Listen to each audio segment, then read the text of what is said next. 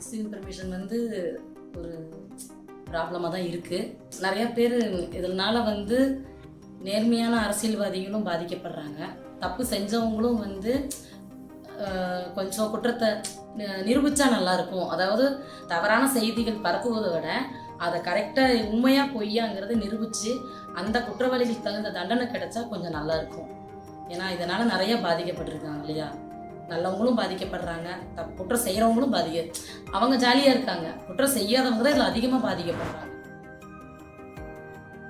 கண்டிப்பாக பாதிக்கப்பட்டிருக்கேன். அதாவது இப்போது நான் ஒரு பெண் வேட்பாளர் அப்படின்னு கூட பார்க்காம நிறையா நான் எனக்கு பிரச்சாரம் செய்ய போகிறப்போ எனக்கு ரொம்ப ப்ராப்ளம் கொடுத்தாங்க. ஒரு பெண் அப்படின்னா அவளை எப்படி மடக்கலாம், ஒரு கெட்ட செய்தி, அதாவது ஒரு தவறான செய்திக்கு மட்டும்தான் பெண்கள் வந்து மனசுடைஞ்சு போய் விலகுவாங்க. அந்த மாதிரியெல்லாம் கூட எனக்கு இடைஞ்சல் கொடுத்தாங்க. அதையெல்லாம் நான் எதுவுமே மனசில் வாங்கிக்கல.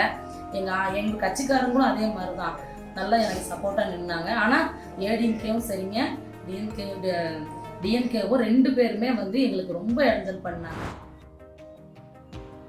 கண்டிப்பாக, அதாவது ஒருத்தங்க தப்பு செய்கிறாங்க அப்படின்னா அந்த தப்பை தடுக்கிறதுக்கு என்ன வழிங்கிறத முதல்ல நம்ம பார்க்கணும். இப்போ வந்து ஒரு உதாரணமாக சொல்ல போனால், ஒரு வீட்டில் திருட்டு நடக்குதுன்னா அங்கே சிசிடிவி கேமரா வைக்கிறாங்க இல்லையா. அந்த மாதிரி ஒரு அரசாங்க அதிகாரியாக இருந்தாலும் சரிங்க, ஒரு அரசியல்வாதியாக இருந்தாலும் சரி, அவங்க ஒரு தப்பு செய்கிறாங்கன்னா அதை தடுக்கிறதுக்கு உண்டான முயற்சிகள் எடுக்கணும். அவங்க அதை தப்பு செய்யக்கூடாது.